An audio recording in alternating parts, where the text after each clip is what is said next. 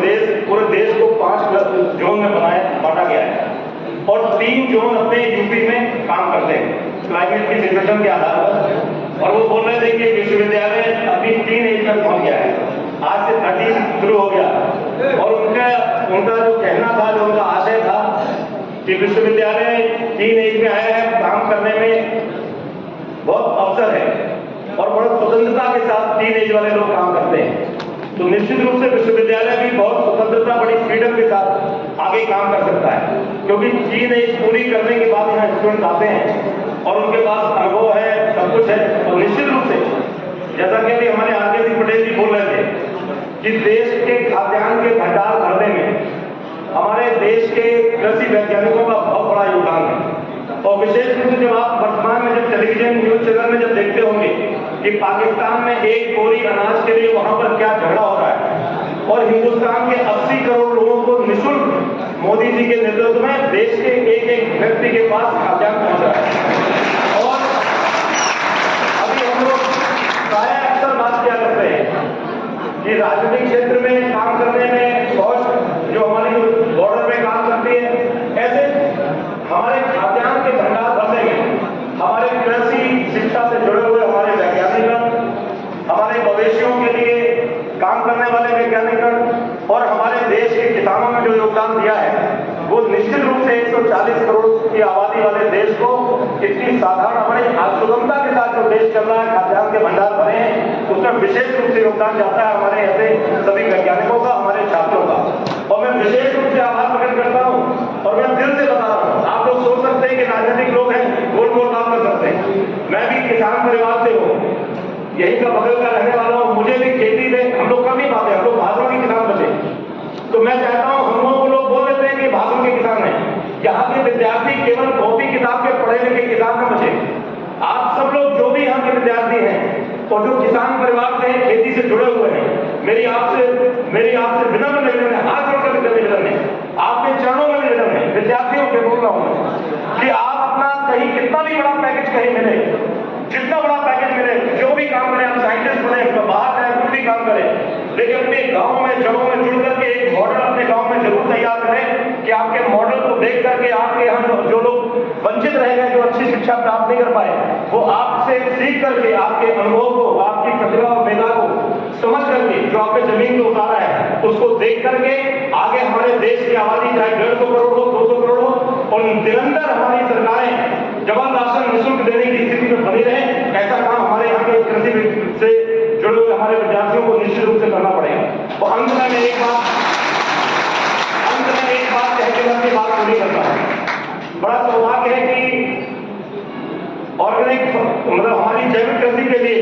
हमारी सरकार ने, केंद्र की सरकार ने और हमारी प्रदेश की सरकार ने बहुत विशेष रूप से बहुत जोर दिया है। आदरणीय श्रीमान साहिब जी यहाँ पे बैठे हैं, खुद भी आप लोग समझ रहे होंगे कि वो प्रदेश सरकार के मंत्री हैं, वरिष्ठ मंत्री हैं, प्रदेश के अध्यक्ष रहे हैं। इसके साथ साथ मैं आपसे बता दूं, बहुत बड़े किसान हैं, बहुत बड़े किसान हैं, जानकार हैं, कृषि से उनकी रुचि है, निरंतर लगाओ है। बड़े प्रतिष्ठित परिवार में जन्म लेने के बाद निरंतर आदरणीय साहिब जी खेती से जुड़े हुए, उनको मुझे पता है यहाँ पर नहीं, आज जैसे सदन चल रहा है,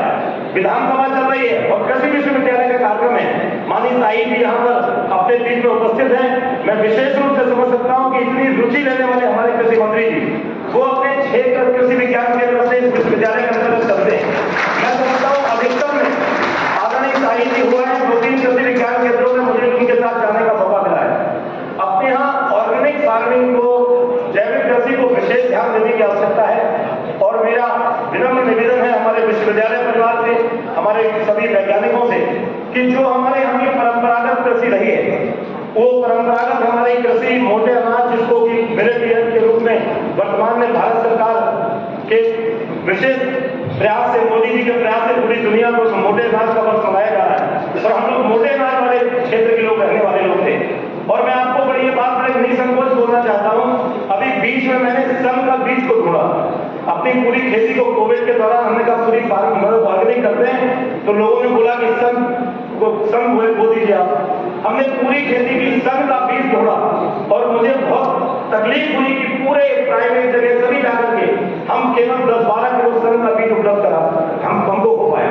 मेरा विशेष निवेदन है कि अपना विश्वविद्यालय जो बांदा पूरे बुंदेलखंड को हम दिशा देने का काम कर रहा है, बहुत अच्छा काम कर रहा है। और हमारे भी जैसे डीसी साहब बोल रहे थे कि एक नंदी अभ्यारण्य भी बनाया है और उनकी इच्छा है कि नंदी अभ्यारण्य में इतना बड़ा काम हो अपने गौरव की नस्ल सुधार में कि अपने बांदा के इस विश्वविद्यालय का नाम देश दुनिया में हो। तो मैं ये समझना चाहता हूँ कि जो हमारे यहाँ की परंपरागत कृषि के जो भी हमारे क्षेत्रीय बीज थे, जो लोकल सीड्स जो भी थे हमारे लोग, उन सभी का एक बैंक, उन बीजों का बैंक हमारे विश्वविद्यालय परिवार यहाँ पे ऐसा कुछ मॉडल बनाए, निश्चित रूप से ऐसा बनाए ताकि कोई भी बीज की किसी को आवश्यकता पड़े तो आपके माध्यम से वो लेकर के उसको उसमें निरंतर रूप से जल स्रोत उसमें वृद्धि कर सके। और हमारे जितने यहाँ के किसान भाई हैं वो जैविक कृषि में विशेष रुचि लेकर के, क्योंकि आदरणीय शाही जी ने हमारे बुंदेलखंड को इस बजट में भी इसको पहले भी हमारे हमीरपुर जनपद को उन्होंने विशेष रूप से पायलट प्रोजेक्ट के तौर पे क्लस्टर बना करके जैविक फार्मिंग के लिए दिया था और बहुत उन्होंने अनुदान दिया, बड़ी रुचि भी और लगातार रिपोर्टिंग लेते रहे। हम लोगों से भी समय समय पर बोलते रहे कि आप लोग भी प्रमोट करिए। और हम लोग हमेशा इस बात को बोलते हैं कि बुंदेलखंड और इजराइल का लगभग भौगोलिक स्थिति लगभग एक जैसी है, जलवायु में भी काफी चीजें मैच करती होंगी, कुछ अलग अंतर है, लेकिन हम वैज्ञानिकों के दम पे हम लोग ये बोल सकते हैं कि बुंदेलखंड आने वाले समय में अगर जैविक खेती और मोटे अनाज को अगर टारगेट कर लेंगे और देसी गोबर जो बता रहे थे डीसी साहब के 48 डिग्री टेम्परेचर में भी बड़े आराम से फ्रीक्वेंटली यहाँ की बकरी यहाँ का वो, तो निश्चित रूप से मैं दावे के साथ कहता हूँ कि आपके इस प्रयास के कारण से हमारा बुंदेलखंड पूरे उत्तर प्रदेश में नहीं पूरी दुनिया में नाम रोशन करेगा। और आप सभी लोगों के ऊपर हम लोगों को पूरा विश्वास है, पूर्ण विश्वास है, पूरा भरोसा है कि आप अगर नेतृत्व प्रदान करेंगे तो हमारे बुंदेलखंड के किसान आपकी टेक पे शोध, आपकी रिसर्च पर आपके किए हुए काम को निश्चित रूप से देश का खाद्यान्न का भंडार भरने में अपना सर्वस्व निछावर कर देंगे। यही निवेदन करते हुए